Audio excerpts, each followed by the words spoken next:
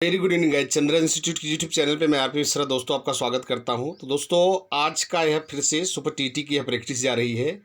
दोस्तों यकीन है कि आपको ये प्रैक्टिस बहुत ही धुआंधार लग रही होगी और दोस्तों लगातार आपको फैक्ट्स दे रहा हूं, तो फैक्ट्स प्लीज़ लिखते रहिए दोस्तों। हल्का फुल्का व्याख्या देखिए दोस्तों, व्याख्या जैसा आप कहते हैं थोड़ा वक्त जरूर लगता है दोस्तों, पर इस व्याख्या के सहारे हम एक से कई क्वेश्चन कवर करते हैं दोस्तों। चलते एक बार आज का पहला क्वेश्चन देखते हैं। आदर्शवाद का जनक कौन है? आपको देखिए दोस्तों, थोड़ा आपको हल्का सा बता दूं, आपको आपके सुपर टीटी में जो शिक्षण कौशल है उसमें आपको कुछ राइटर पढ़ने हैं, कुछ वाद पढ़ने हैं। जैसे आपको आदर्शवाद पढ़ना है, प्रकृतिवाद पढ़ना है तथा जॉन डीबी का प्रयोजनवाद पढ़ना है दोस्तों। तो चलिए देखते हैं आदर्शवाद का जनक कौन है। Option A Rousseau, option B Plato, option C John Dewey, option D फ्रोवेल।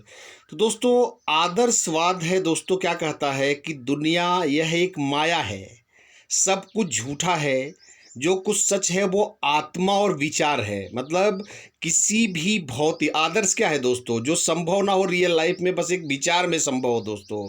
आदर्शवाद की इंग्लिश है दोस्तों आइडियलिज्म, समझिए आप खुद। आइडियलिज्म को अगर आप ध्यान से देखें दोस्तों तो आइडिया से बना है, इसलिए इसको प्रत्ययवाद भी कहते हैं, विचारवाद भी कहते हैं दोस्तों। इसका मानना है, इसके तीन मूल्य हैं दोस्तों, आपने बीटीसी में पढ़ा होगा, सत्यम शिवम सुंदरम। तो दोस्तों इसमें कहने का अर्थ क्या है कि वास्तविकता जो है वो ईश्वर में है, आत्मा ही निरंतर है दोस्तों। और उससे भी बड़ी बात जो दोस्तों वो ये है कि विचारों से जगत का निर्माण हुआ है। मतलब देखिए दोस्तों, हल्का सा आदर्शवाद का मैं आपको एक हल्का इशारा देता हूं दोस्तों। क्या वो कहता है, वस्तु तो नश्वर है पर विचार बना रहता है। जैसे दोस्तों एक आदमी की डेथ हो गई पर उसकी यादें दोस्तों हमारे साथ रहती है। तो आप अब देखो, वस्तु मतलब शरीर नश्वर है पर उसकी यादें विचारों में बनी हुई है दोस्तों।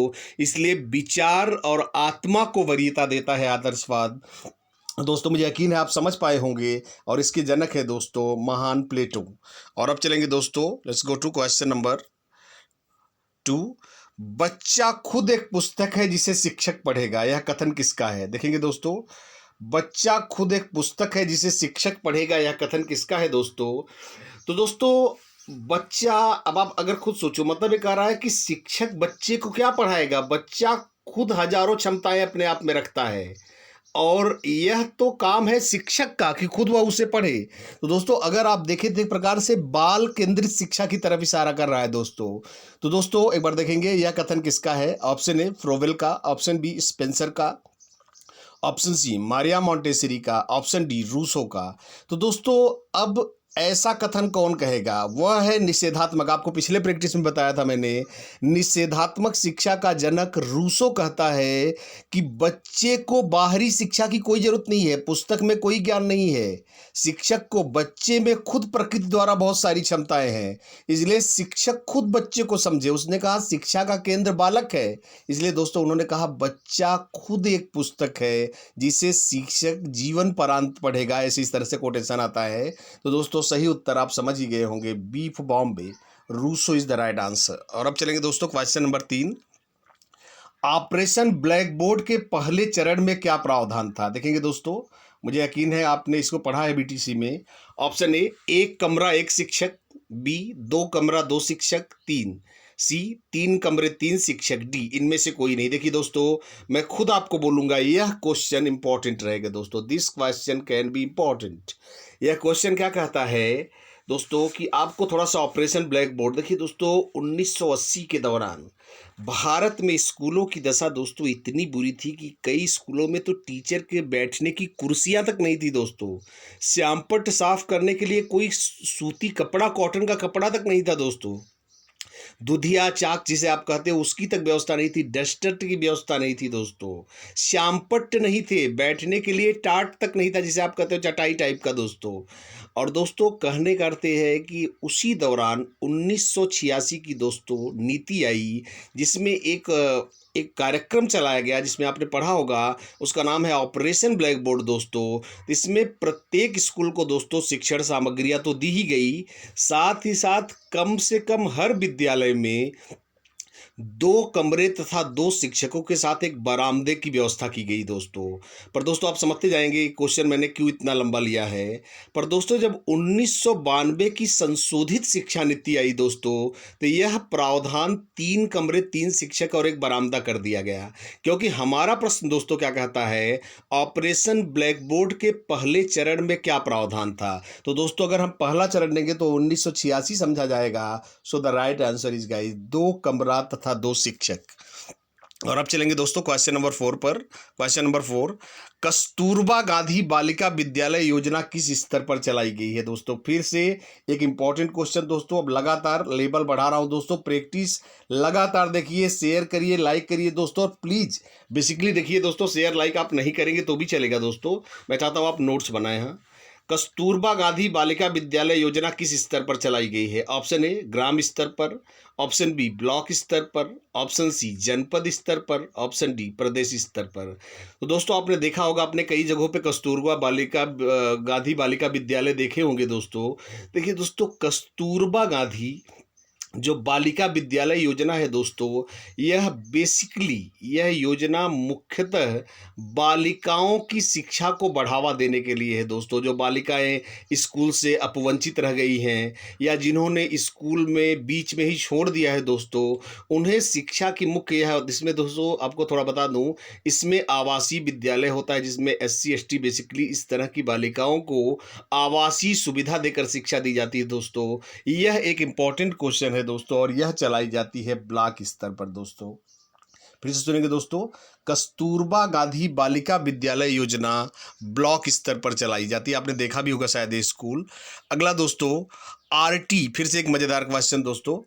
RT 2009 के अनुसार, एक बार देखेंगे, RTE 2009 के अनुसार प्राथमिक स्तर पर अगर छात्रों की संख्या 200 प्लस हो तो शिक्षक छात्र अनुपात क्या होगा दोस्तों। यह एक बहुत महत्वपूर्ण क्वेश्चन है दोस्तों।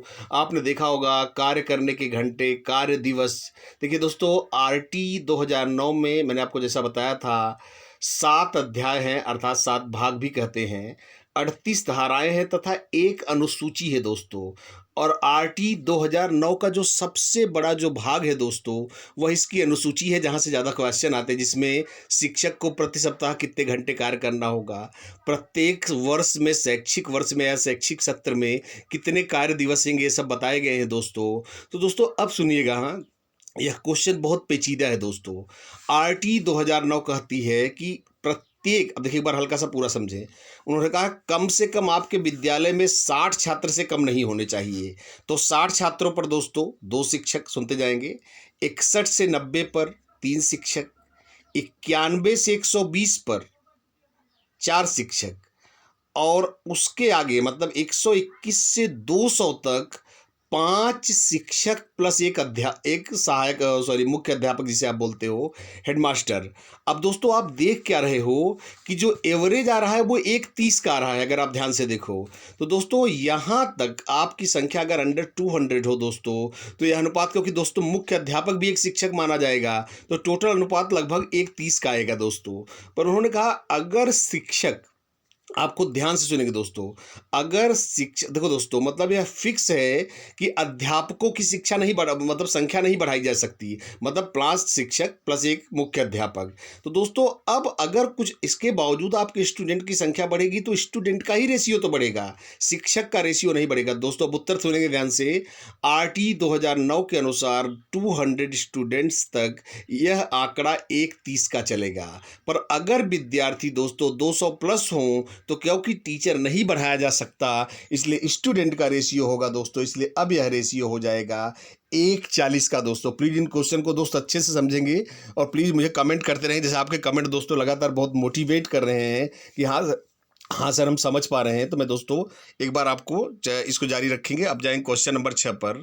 स्कूल रेडीनेस कार्यक्रम किस प्रकार की शिक्षा की भरपाई करता है दोस्तों। या फिर से दोस्तों आज मैंने दोस्तों काफ़ी कार्यक्रमों को ले लिया है पेपर में, जो आपको शैक्षिक कार्यक्रम पढ़ाए जाने हैं और आने वाले अब लगातार प्रैक्टिस में दोस्तों लगातार आपको देख रहे हैं, सेक्शन वाइज प्रैक्टिस दे रहा हूँ दोस्तों। शिक्षण कौशल की अलग दे रहा हूँ, बाल मनोविज्ञान की अलग दे रहा हूँ दोस्तों। तो एक बार देखेंगे स्कूल रेडीनेस कार्यक्रम किस प्रकार की शिक्षा की भरपाई करता है? देखिए दोस्तों, आपको ऑप्शन ए है पूर्व प्राथमिक, ऑप्शन बी प्राथमिक, option C junior, option D senior.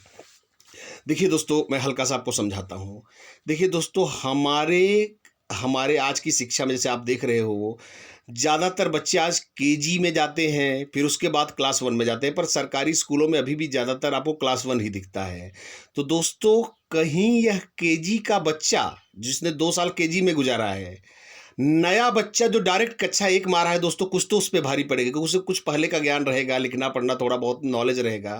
तो दोस्तों, ऐसा बच्चा नए बच्चे पर जो डायरेक्ट कक्षा 1 में फ्रेश स्टूडेंट जा रहा है, उस पर भारी न पड़ जाए दोस्तों, इसलिए पूर्व प्राथमिक शिक्षा, देखिए दोस्तों, वह पूर्व प्राथमिक शिक्षा जिसे आप किंडरगार्टन भी कह सकते हो, उसकी इस नए बच्चे को जो डायरेक्ट क्लास 1 में जा रहा है, उसको भरपाई कराने के लिए दोस्तों, पूर्व प्राथमिक शिक्षा की गवर्नमेंट ने विद्यालय तैयारी योजना चलाई थी दोस्तों, जिसे हम इंग्लिश में स्कूल रेडीनेस प्रोग्राम कहते हैं दोस्तों। इसमें 4 हफ्ते की, दोस्तों सुनेंगे, इसमें 4 सप्ताह की ट्रेनिंग दी जाती है, जिसमें केजी वाले बच्चे का जो सीखा गया है, वह 4 सप्ताह में शॉर्ट में उस बच्चे को पढ़ाया जाए दोस्तों, जो डायरेक्ट कक्षा 1 में जा रहा है। तो आप समझ ही गए होंगे दोस्तों, यह शिक्षा पूर्व प्राथमिक शिक्षा की क्या करता है दोस्तों, भरपाई करता है। दोस्तों, आज के क्वेश्चन दोस्तों काफ़ी स्तरीय लिए गए हैं, अपने राय जरूर देंगे। मॉन्टेसरी स्कूल का नाम क्या था दोस्तों? फिर से देखेंगे दोस्तों, मॉन्टेसरी स्कूल का नाम क्या था? ऑप्शन ए बालोद्यान, option B Bal Bharati, option C kindergarten, option D Bal Ghar. तो दोस्तों, जरा आपको समझाते हैं। यहाँ 2 बातें बहुत ध्यान देने लायक है दोस्तों, यहाँ बड़ा कन्फ्यूजन हो जाता है दोस्तों, मॉन्टेसरी और फ्रोबेल में। बाकी तो ऑप्शन में कोई बहुत दम नहीं है दोस्तों। देखिए दोस्तों, आपको बता दूं, बालोद्यान जो जर्मन भाषा, आप जानते हैं दोस्तों, फ्रोबेल जर्मनी के निवासी थे। जर्मनी में किंडरगार्टन शब्द का अर्थ होता है बच्चों का बगीचा, अर्थात जो किंडरगार्टन है दोस्तों, एग्जैक्ट वही है बालोद्यान। तो ये दोनों हमारे उत्तर नहीं है दोस्तों। और क्योंकि हम मॉन्टेसरी पे क्वेश्चन ले रहे हैं दोस्तों, तो मॉन्टेसरी के स्कूल का नाम था दोस्तों चिल्ड्रंस हाउस, मतलब बच्चों का घर, इसलिए दोस्तों इसे बालवाड़ी भी कुछ लोग कहते हैं दोस्तों। तो दोस्तों, मॉन्टेसरी के स्कूल का जो सही नाम था इंग्लिश में, वो चिल्ड्रंस हाउस था, इसलिए हम हिंदी में दोस्तों उसे हमारी किताबों में क्या कहा जाता है दोस्तों, बाल घर कहा जाता है। इसलिए दोस्तों सही उत्तर है 7वें का उत्तर है डी फॉर डेनमार्क। और अब चलेंगे दोस्तों क्वेश्चन नंबर 8। दीवा स्वप्न पुस्तक के लेखक कौन है दोस्तों? देखेंगे, थोड़ा पुस्तक यहाँ होना चाहिए था। दीवा स्वप्न पुस्तक के लेखक कौन है? ऑप्शन ए गीजू भाई, option B Gandhi ji, option C Tagore, option D Gokhale. दोस्तों, यह क्वेश्चन कई एग्जाम में आ चुका है दोस्तों आपने देखा होगा, गांधी जी की पुस्तक यह नहीं है, न टैगोर की है, न गोखले की है दोस्तों। आपने सुना होगा दोस्तों, कई कई ऐसी पुस्तकें लिखी छोटे बच्चों की कहानियों की, महान गीजू भाई ने, दोस्तों आपने पढ़ा होगा, भारत में बाल केंद्रित शिक्षा के सबसे बड़े समर्थक हैं गीजू भाई दोस्तों। और उन्होंने, आपने सुना होगा, हमारे यहाँ एक कहावत है भारतीय परंपरा में, मेहमान भगवान होता है, अतिथि देवो भव। उसी के आधार पर दोस्तों गीजू भाई ने एक नारा दिया, बाल देवो भव, बच्चा देवता है और शिक्षक को उसे मना कर, प्रसन्न करके पढ़ाना चाहिए, जैसे हम एक भक्त ईश्वर को मनाता है दोस्तों।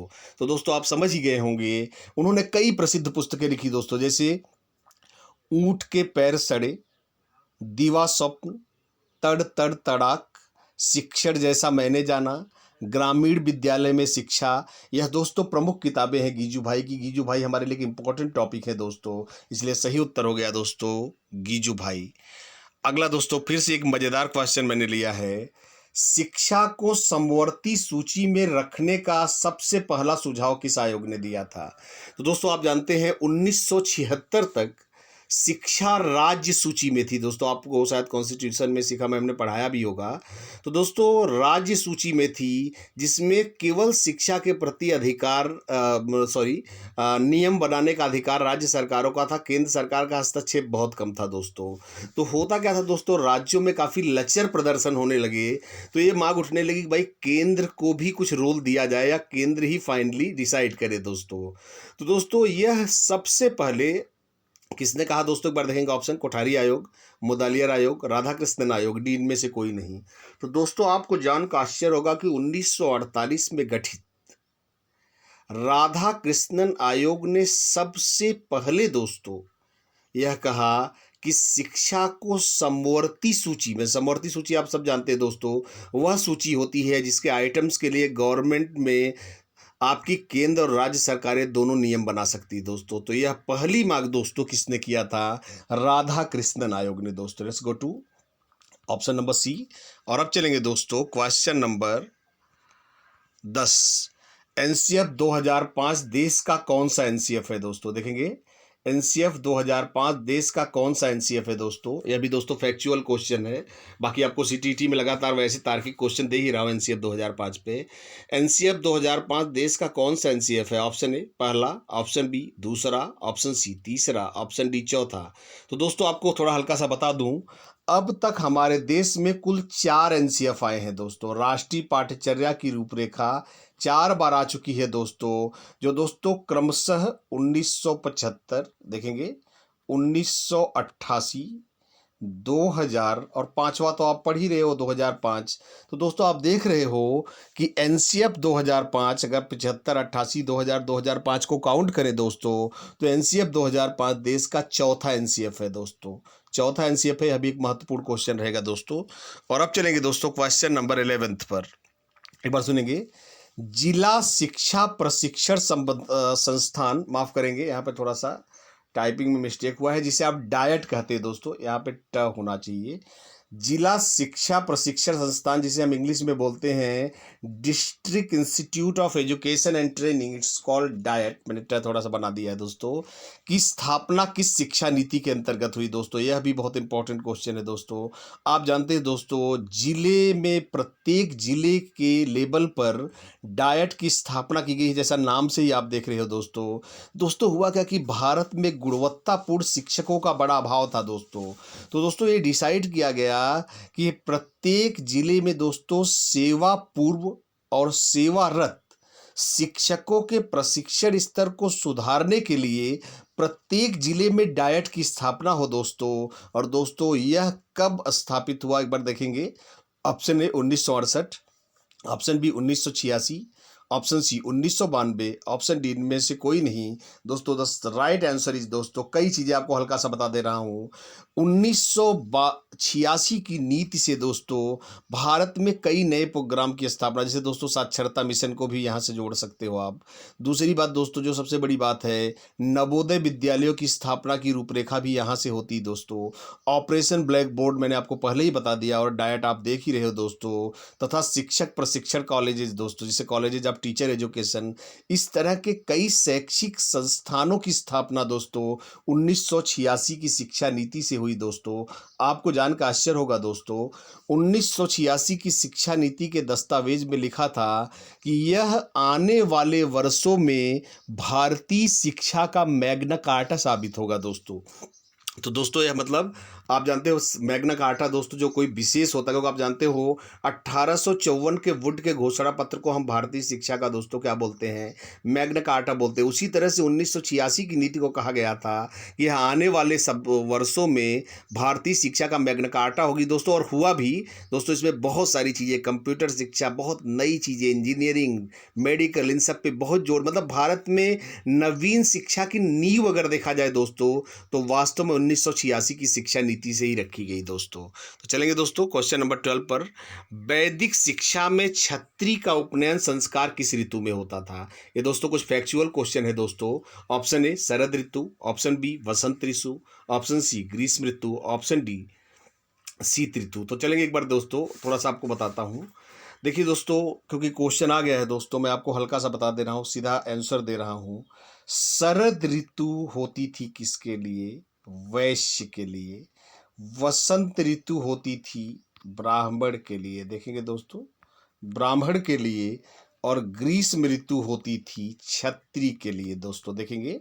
तो दोस्तों जैसा वैदिक कालीन शिक्षा में किताबों से हमें पता चलता है दोस्तों कि ब्राह्मण का उपनयन संस्कार वसंत ऋतु में, क्षत्रिय का उपनयन संस्कार ग्रीष्म ऋतु में, तथा वैश्य का जो उपनयन संस्कार होता था दोस्तों वो शरद ऋतु में होता था दोस्तों। सो राइट आंसर दोस्तों आप समझ ही गए होंगे। The right answer is guys C for Chennai and that is ग्रीष्म ऋतु में छत्री का उपनयन संस्कार होता था। और अब चलेंगे दोस्तों क्वेश्चन नंबर 13 पर। वैदिक कालीन शिक्षा में वैश्य का उपनयन संस्कार किस मंत्र से होता था दोस्तों? फिर से दोस्तों एक बारीक क्वेश्चन। वैदिक कालीन शिक्षा में वैश्य का उपनयन संस्कार किस मंत्र से होता था? ऑप्शन ए जगती मंत्र से, ऑप्शन बी त्रिष्टुप मंत्र से, ऑप्शन सी गायत्री मंत्र से, ऑप्शन डी देव मंत्र से, या इनमें से सॉरी एक बार देखिए दोस्तों। तो दोस्तों आपको थोड़ा सा बता देता हूँ, जैसे ऋतुएं अलग थी दोस्तों, पहनावे भी अलग थे, ऊपरी वस्त्र भी अलग था। मैं आगे के क्वेश्चन में लेता रहूँगा। मैं दोस्तों आपको बस नोट्स बनानी है, मैं इसको इतना डीप पढ़ा दूंगा कि वही से कभी नहीं क्रॉस कर पाएगा। मैं चाहता हूँ बस आप ईमानदारी से अच्छे से नोट्स बनाएं, लाइक करें, शेयर करें और मुझे मोटिवेट करें दोस्तों अपने फीडबैक के द्वारा। मुझे दोस्तों आपके फीडबैक की बहुत, देखिए दोस्तों मैं उस टाइप का टीचर नहीं हूँ, मैंने हवा में पढ़ा दिया। मैं आपके कमेंट्स पढ़ता हूँ दोस्तों। आपके यह कमेंट देखिए दोस्तों, मैंने अपनी टीचिंग में कभी पैसे को वरीयता नहीं दी दोस्तों। मेरे लिए आपका फीडबैक ही मेरा सबसे बड़ा उपहार है। इसलिए फीडबैक दें किस तरह से मैं पढ़ा रहा हूँ। अगर कोई सुधार हो तो आप प्लीज़ उसके लिए भी बेझिझक कहें दोस्तों। मुझे कोई नहीं, आदमी जीवन भर सीखता है दोस्तों। मैं तो एक अल्पज्ञानी हूँ दोस्तों। चलेंगे एक बार। वैदिक कालीन शिक्षा में वैश्य का उपनयन संस्कार किस मंत्र से किया जाता था दोस्तों? दोस्तों फिर से एक बार देखेंगे उत्तर। ऑप्शन ए जगती मंत्र से दोस्तों वैश्य का उपनयन संस्कार होता था, जो आपका उत्तर है, समझ ही गए होंगे। त्रिष्टुप मंत्र से दोस्तों छत्री का उपनयन संस्कार होता था, देखेंगे। और दोस्तों गायत्री मंत्र से ब्राह्मण का उपनयन संस्कार होता था। तो दोस्तों आप समझ ही गए होंगे, मैंने इसको दोस्तों एक बार आपको इसीलिए समझा दिया सारा, आप इसको लिख लीजिएगा दोस्तों। वैदिक कालीन शिक्षा में वैश्य का उपनयन संस्कार जगती मंत्र से, बी क्षत्रिय का त्रिष्टुप मंत्र से, और ब्राह्मण का गायत्री मंत्र से होता था दोस्तों। इसलिए आपका सही उत्तर है दोस्तों A for America. Let's go. और अब चलेंगे दोस्तों क्वेश्चन नंबर 14। आरटी लागू करने वाला पहला देश कौन सा है दोस्तों? अगर दोस्तों आपको जानकर आश्चर्य होगा, आरटी लागू करने का दोस्तों जो पहला श्रेय जाता है, एक बार ऑप्शन देखेंगे, भारत, नॉर्वे, अमेरिका, फ्रांस। तो दोस्तों आपको बता दें, यह एक मजेदार क्वेश्चन है दोस्तों। आरटी 2009 जो हमारे देश में शिक्षा का अधिकार अधिनियम 2009 कहलाता है दोस्तों, यह पहले से कई देशों में लागू है दोस्तों। पर दोस्तों आपने देखा होगा कुछ देश ऐसे हैं जैसे फिनलैंड, नॉर्वे, आपने इनका नाम सुना होगा दोस्तों। ये छोटे छोटे देश हैं, पर अगर आप इनका, आप में से काफ़ी लोग जीएस की तैयारी करते होंगे, सामान्य ज्ञान की दोस्तों, आपने देखा होगा मानव विकास सूचकांक में टॉप 5 में रहते हैं दोस्तों, क्योंकि इनके यहाँ दोस्तों बेसिक सुविधाएं बहुत आराम से उपलब्ध है दोस्तों। तो आपको जानकर आश्चर्य होगा दोस्तों कि न तो अमेरिका, न फ्रांस, न भारत, आरटी लागू करने का पहला श्रेय दोस्तों जाता है किसको? नॉर्वे को जाता है दोस्तों, नॉर्वे को। और अब चलेंगे दोस्तों क्वेश्चन नंबर 15 पर। ज्ञानेंद्रियां ज्ञान का शुरुआती द्वार है, यह कथन किसका है? ऑप्शन ए रूसो का, ऑप्शन बी फ्रोवेल का, ऑप्शन सी प्लेटो का, ऑप्शन डी मारिया मॉन्टेसरी का। तो दोस्तों अगर आप ध्यान से देखें दोस्तों, तो ज्ञानेंद्रियां ज्ञान का शुरुआती द्वार होती हैं, यह कथन किसका है दोस्तों? तो आप एक बार हल्का सा अंदाजा भी लगा सकते हैं। पर दोस्तों मैंने आपको हमेशा बोला कि मंद बुद्धि छात्रों को पढ़ाने का कार्य सौंपा गया मारिया मॉन्टेसरी को, जो जानकर दोस्तों कुछ और फैक्ट बता दूं आपको उनके बारे में, जो इटली की पहली ऐसी महिला थी जिन्होंने रोम यूनिवर्सिटी से डॉक्टर की डिग्री, मतलब औषधि शास्त्र में पीएचडी की दोस्तों। तो दोस्तों उनको बहुत चैलेंजिंग कार्य दिया गया कि आप मंदबुद्धि बच्चों को सामान्य बुद्धि बच्चों की तरह क्या पढ़ा सकती हैं। और दोस्तों उन्होंने यह कह के पूरी दुनिया को चौंका दिया कि यह पूरी तरह संभव है, बस अंतर यह है कि मंद बुद्धि बच्चे को पढ़ाने के लिए इंद्रियों का सहारा लिया जाएगा। देखिए दोस्तों यह बहुत ही लॉजिकल है, आप खुद भी समझ रहे हैं। देखिए दोस्तों क्या होगा, जैसे एक विद्यार्थी दिमाग से दोस्तों मोटा है, मैं मानता हूं दोस्तों को उसको आप पढ़ाओगे समझ में नहीं आएगा। भाई आम का स्वाद दिखाओगे, आम खट्टा होता है, हो सकता है प्रतिभाशाली बच्चा समझ जाएगा अगर उसने कुछ खट्टा खाया हो, पर मंद बुद्धि बच्चे को ये समझ में नहीं आता दोस्तों। इसलिए अगर आप उसे आम का स्वाद आपको याद रखवाना है तो आप लिखा के नहीं याद करवा सकते। आप उसे अगर आम चखा दो तो वह दोबारा, यह प्रैक्टिकल हो गया दोस्तों, अनुभव हो गया। तो अनुभव, इंद्रिया दोस्तों अनुभव का भी द्वार है दोस्तों। ज्ञान के साथ साथ भाई हम अपनी इंद्रिय, भाई गर्मी हम किससे अनुभव करते हैं? अपनी त्वचा से। भाई हमें गंध कैसे पता चलती है? नाक से, जो एक ज्ञानेंद्रिय है दोस्तों। तो दोस्तों अनुभव ही इंद्रियों से शुरू होता है, तो इससे सटीक कोई ज्ञान नहीं दोस्तों। इसलिए मारिया मोंटेसरी ने कहा कि ज्ञानेंद्रियां ज्ञान का शुरुआती द्वार होती दोस्तों। तो मुझे यकीन है दोस्तों आप समझ ही गए होंगे, सही उत्तर है मारिया मोंटेसरी।